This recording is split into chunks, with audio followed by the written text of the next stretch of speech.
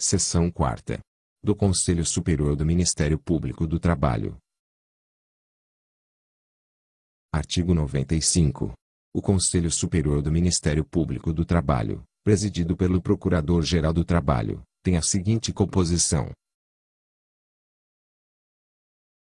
Inciso 1º. O Procurador-Geral do Trabalho e o Vice-Procurador-Geral do Trabalho, que o integram como membros natos. Inciso 2º. 4 subprocuradores-gerais do Trabalho, eleitos para um mandato de 2 anos, pelo Colégio de Procuradores do Trabalho, mediante voto plurinominal, facultativo e secreto, permitida uma reeleição. Inciso 3º. 4 subprocuradores-gerais do Trabalho, eleitos para um mandato de 2 anos, por seus pares, mediante voto plurinominal, facultativo e secreto, permitida uma reeleição. Parágrafo 1º. Serão suplentes dos membros de que tratam os incisos 2º e 3º. Os demais votados, em ordem decrescente, observados os critérios gerais de desempate. Parágrafo 2º. O Conselho Superior elegerá o seu vice-presidente, que substituirá o presidente em seus impedimentos e em caso de vacância. Artigo 96. O Conselho Superior do Ministério Público do Trabalho reunir-se-á, ordinariamente, uma vez por mês, em dia previamente fixado, e, extraordinariamente, quando convocado pelo Procurador-Geral do Trabalho ou por proposta da maioria absoluta de seus membros. Artigo 97. Salvo disposição em contrário, as deliberações do Conselho Superior serão tomadas por maioria de votos, presente a maioria absoluta de seus membros. Parágrafo 1º. Em caso de empate, prevalecerá o voto do presidente, exceto em matéria de sanções, caso em que prevalecerá a solução mais favorável ao acusado. Parágrafo 2º. As deliberações do Conselho Superior serão publicadas no Diário da Justiça, exceto quando o regimento interno determinar sigilo. Artigo 98. Compete ao Conselho Superior do Ministério Público do Trabalho. Inciso 1º. Exercer o poder normativo no âmbito do Ministério Público do Trabalho, observados os princípios desta lei complementar, especialmente para elaborar e aprovar.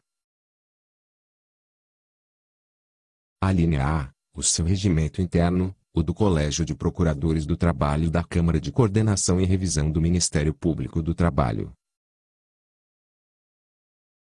Alínea B. As normas e as instruções para o concurso de ingresso na carreira. Alínea C. As normas sobre as designações para os diferentes ofícios do Ministério Público do Trabalho. Alínea D. Os critérios para a distribuição de procedimentos administrativos e quaisquer outros feitos, no Ministério Público do Trabalho. Alínea I. Os critérios de promoção por merecimento na carreira. Alínea F. O procedimento para avaliar o cumprimento das condições do estágio probatório. Inciso 2º. Indicar os integrantes da Câmara de Coordenação e Revisão do Ministério Público do Trabalho. Inciso 3º.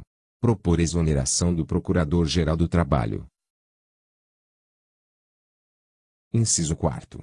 Destituir, por iniciativa do Procurador-Geral do Trabalho e pelo voto de 2/3 de seus membros, antes do término do mandato, o Corregedor-Geral.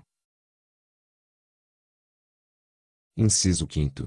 Elaborar a lista tríplice destinada à promoção por merecimento. Inciso 6º. Elaborar a lista tríplice para Corregedor-Geral do Ministério Público do Trabalho. Inciso 7º. Aprovar a lista de antiguidade do Ministério Público do Trabalho e decidir sobre as reclamações a ela concernentes. Inciso 8º. Indicar o membro do Ministério Público do Trabalho para promoção por antiguidade, observado o disposto no artigo 93, Inciso 2º, alínea D, da Constituição Federal. Inciso 9º. Opinar sobre a designação de membro do Ministério Público do Trabalho para: alínea A, funcionar nos órgãos em que a participação da instituição seja legalmente prevista. Alínea B, integrar comissões técnicas ou científicas relacionadas às funções da instituição. Inciso 10.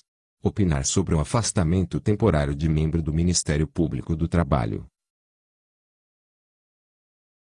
Inciso 11. Autorizar a designação, em caráter excepcional, de membros do Ministério Público do Trabalho, para exercício de atribuições processuais perante juízos, tribunais ou ofícios diferentes dos estabelecidos para cada categoria. Inciso 12. Determinar a realização de correções e sindicâncias e apreciar os relatórios correspondentes. Inciso 13. Determinar a instauração de processos administrativos em que o acusado seja membro do Ministério Público do Trabalho, apreciar seus relatórios e propor as medidas cabíveis.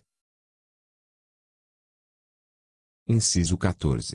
Determinar o afastamento do exercício de suas funções, de membro do Ministério Público do Trabalho, indiciado ou acusado em processo disciplinar, e o seu retorno. Inciso 15. Designar a comissão de processo administrativo em que o acusado seja membro do Ministério Público do Trabalho. Inciso 16.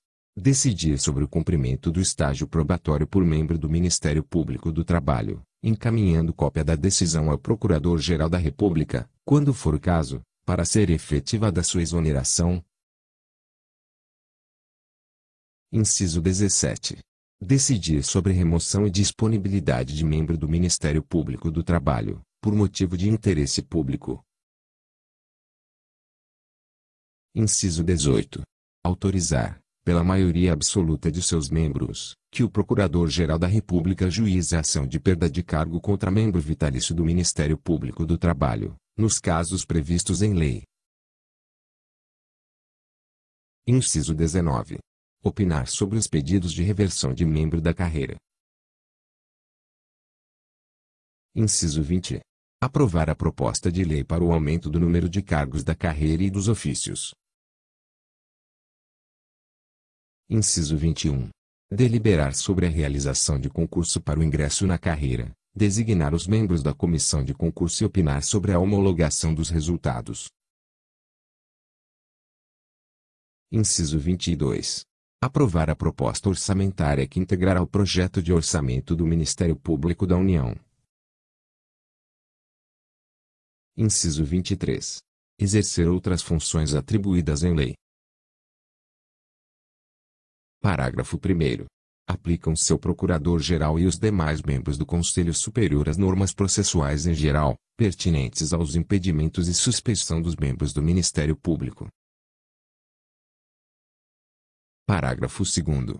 As deliberações relativas aos inciso 1º, alíneas A e I, inciso 11, inciso 13, inciso 14, 15 e 17, somente poderão ser tomadas como voto favorável de 2/3 dos membros do Conselho Superior.